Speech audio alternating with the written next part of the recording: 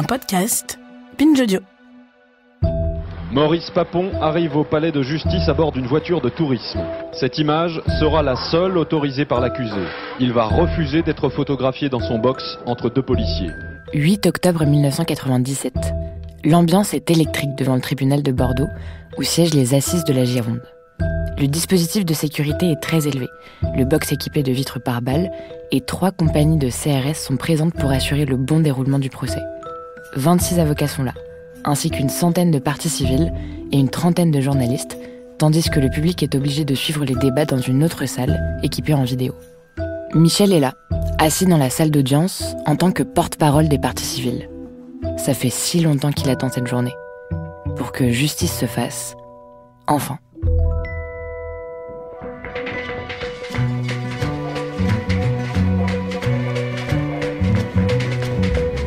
Connaissez-vous l'histoire de Michel Slitinski?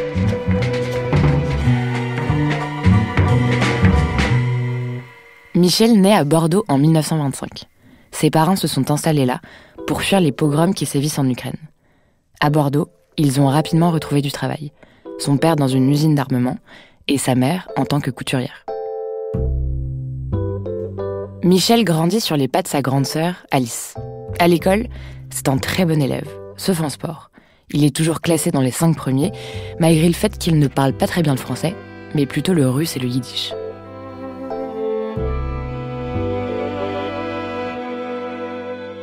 Des années passent, et en 1940, Michel a 15 ans. La situation en France se dégrade. Ses parents, qui considéraient ce pays comme une terre de liberté, ne se sentent plus en sécurité. Les croix gammées ornent les rues, et les bruits des pas des soldats rythment le quotidien. Michel, de la fenêtre de l'école, les observe avec mépris. À 15 ans, Michel a déjà le sens de l'honneur. Ça commence à l'école. Son prof d'anglais, au lieu de diffuser Maréchal nous voilà, leur fait chanter aux fenêtres God Save the Queen.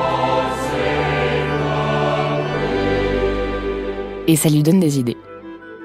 Il va lutter. Avec ses petits bras, il va lutter. Quand il n'est pas en cours, Michel distribue des tracts avec quelques-uns de ses amis, sur lesquels sont dessinés parfois un cercueil, parfois une potence, avec comme légende écrit « Attention, les collabos feront leur temps ». À Bordeaux et comme partout en France, pour les Juifs, la situation se durcit. Piscine, stade, cinéma, terrasse de bistrot, librairie et bibliothèque, Michel ne peut plus s'y rendre. Son directeur lui refuse une bourse et son père, qui avait dû coller entreprise juive sur l'entrée de sa boutique, doit finalement la fermer. Il se reconvertit comme peintre en bâtiment. Michel s'endurcit. À 17 ans, il se laisse pousser la moustache pour se sentir plus adulte. Ancien nageur de bon niveau, il trouve un emploi de pompier au stade des Chartrons, celui où évolue le club des Girondins, vainqueur en 41 de la Coupe de France de football. Michel est plein de ressources. Avec ses amis, il trouve du bon temps, là où il peut, là où il a le droit, et rêve de liberté. Jusqu'à cette nuit du 19 octobre 1942.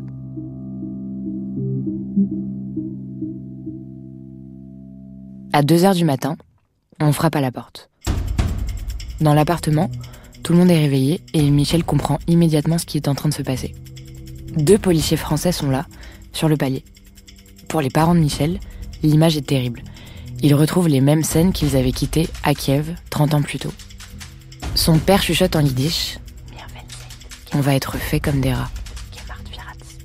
Les policiers enjoignent au père de préparer une valise avec des vêtements, des objets de toilette, une couverture et des gros souliers. Sa mère, qui souffre de rhumatisme, ne peut pas bouger de son lit, et Alice, sa sœur, se défend. « Vous n'avez pas le droit de nous prendre. Nous sommes français. » Michel, par réflexe, attrape un fer à repasser en fonte qui traînait et frappe d'un coup sec le crâne d'un des 2 policiers. Il grimpe l'escalier en colimaçon et arrache les plombs du compteur. Et pendant qu'on le recherche avec une torche, il se glisse dans un tout petit placard au premier étage. Il doit se contorsionner. Il manque d'air. Il entend que sa sœur est embarquée. Michel monte au grenier, ouvre le vasistas et se cache sur le toit, échappant de peu au coup de feu. Et il attend. Vers 4h du matin, il entend la voiture qui démarre. Les policiers sont partis. Il revient embrasser sa mère qu'on a laissée là, attend la levée du couvre-feu, puis enfourche une bicyclette pour s'enfuir.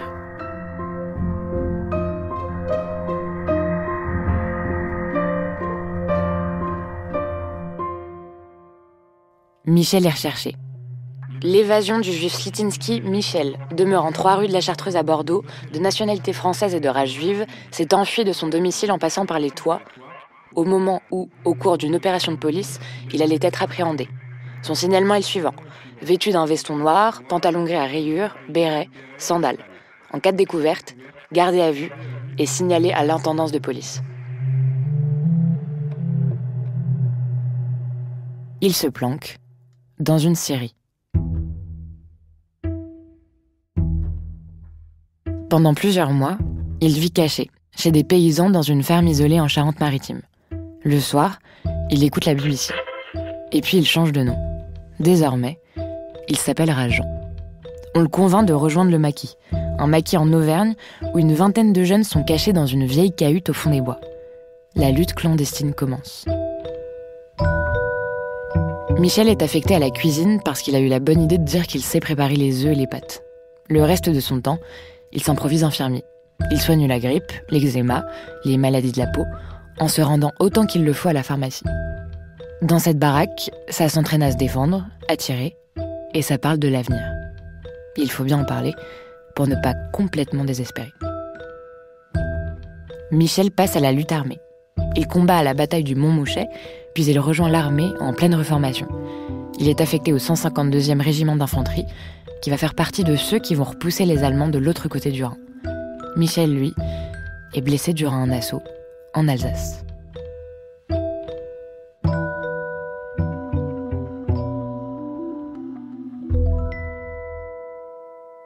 Quand la guerre est finie, Michel a 20 ans.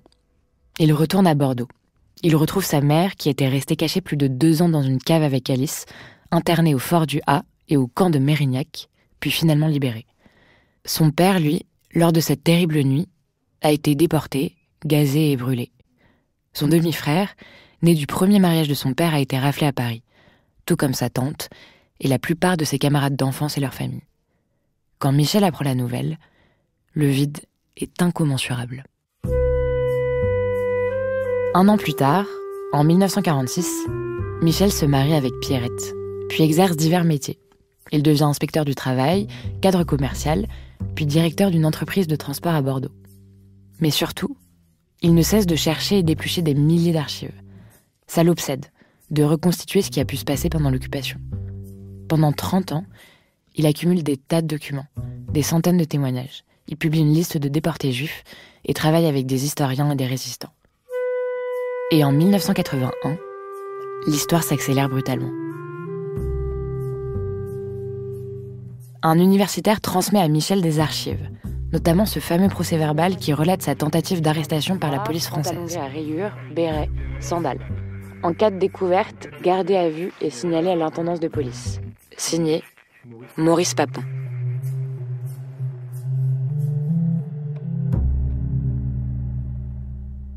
Michel recueille d'autres documents tout aussi accablants, tous signés par Maurice Papon, qui était entre 1942 et 1944 secrétaire général de la préfecture de la Gironde et qui, en 1981, est ministre du Budget. Alors, quelques semaines plus tard, entre les 2 tours de l'élection présidentielle qui voit Giscard affronter Mitterrand, Michel transmet ses archives au Canard enchaîné, qui publie dans la foulée un article intitulé « Papon, aide de camp ». Non seulement Maurice Papon se serait chargé de l'arrestation et de l'acheminement vers Drancy de plus de 1500 juifs, mais encore, il aurait fait du zèle et fait arrêter des personnes qu'on ne lui demandait pas d'arrêter. Michel provoque un séisme politique. Commence alors l'affaire Papon.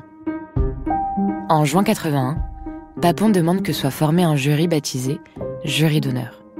5 anciens résistants sont rassemblés pour statuer sur ses activités pendant la guerre. Ils estiment que, s'il a bien fait partie de la résistance et l'a soutenu à partir de 1943, il n'aurait pas dû rester à la préfecture. Et qu'en continuant d'y travailler, il s'est déshonoré. Dans sa petite maison de Talence, pas loin de Bordeaux, Michel se rapproche d'anciens résistants, de déportés et d'historiens. Tous ensemble, ils tentent d'établir la responsabilité de Papon dans la déportation des Juifs de Gironde. Avril 1983, Michel publie le premier livre sur le sujet, l'affaire Papon, Papon tente de le faire saisir et interdire et engage une première procédure contre l'auteur, le préfacier et l'éditeur. Mais il est dégoûté. Les documents et analyses présentés par Michel sont incontestables. J'ai là une note du 16 mars 1943 qui a pour objet le transfert des Juifs du camp de Mérignac à Drancy. C'est en allemand et en français. Monsieur Papon écrit au chef de la police allemande à Bordeaux. Je cite. « Je vous serai obligé de vouloir bien demander au service des transports de la Feldkommandantur le convoiement par train express ou rapide afin de remédier aux inconvénients signalés, notamment en matière de surveillance des internés. Peut-on être plus clair ?» Maurice Papon est inculpé de crimes contre l'humanité. Ses avocats ont aussitôt demandé sa libération. Maurice Papon arrive au palais de justice à bord d'une voiture de tourisme. Cette image sera la seule autorisée par l'accusé. Il va refuser d'être photographié dans son box entre deux policiers. Poursuivi pour crime contre l'humanité, il veut à tout prix éviter d'avoir l'apparence d'un coupable. Il faut attendre presque 20 ans pour que le procès ait lieu à Bordeaux. Quasiment 2 décennies d'instruction qui ont permis de constituer un dossier de 30 volumes. Pendant le procès, Michel, qui a davantage de cheveux blancs mais toujours sa moustache, est le porte-parole des parties civiles. Il assiste à toutes les audiences du procès. Le 21 janvier 1998, c'est au tour de Michel d'affronter Papon dans le box. Il fait face à un homme raide, sûr de lui et méprisant, et doit répondre aux questions des avocats. Le moment est difficile, agressif. Papon l'accuse d'avoir détourné des pièces et d'en avoir créé d'autres. Mais il tient bon. Ils tiennent tous bon. Ce n'est pas le moment de lâcher. Le procès d'assises dure 6 mois. Ce matin d'avril 1998, Papon est condamné à 10 ans de réclusion criminelle pour complicité de crimes contre l'humanité. Seuls ont été retenus, pour 4 convois sur 8, des complicités d'arrestation et de séquestration. Papon est finalement acquitté pour toutes les charges de complicité d'assassinat et de tentative de complicité d'assassinat, la cour d'assises ayant estimé qu'il n'était pas prouvé qu'il connaissait l'extermination des Juifs au moment des faits. Ce jour-là, aux assises de la Gironde, Michel est sorti, comme tous les jours de l'audience, en ne manifestant aucune émotion. Papon est finalement mis en liberté et s'enfuit en Suisse jusqu'à ce qu'il soit retrouvé. Il est emprisonné à la prison de Fresnes, puis à celle de la Santé à Paris. Il sort le 18 septembre 2002 pour des raisons de santé.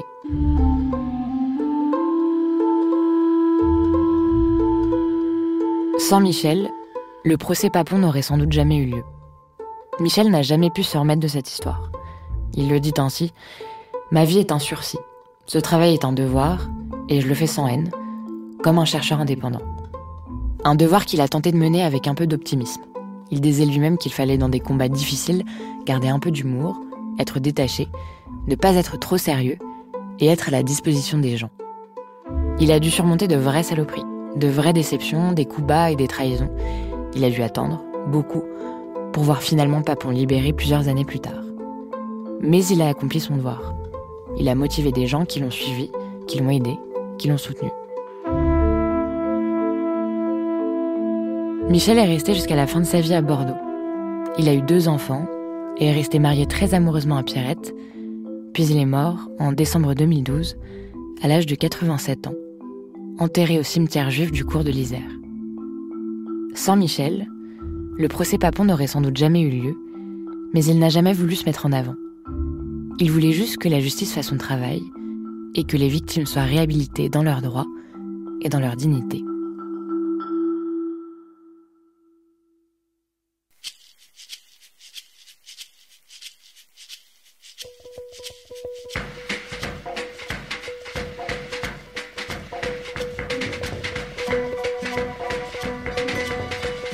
Héros de cette histoire, Michel Slitinski.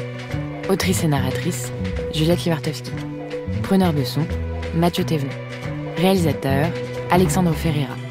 Générique, François Clot et Thomas Rosès. Connaissez-vous l'histoire ? Car l'histoire, c'est nous.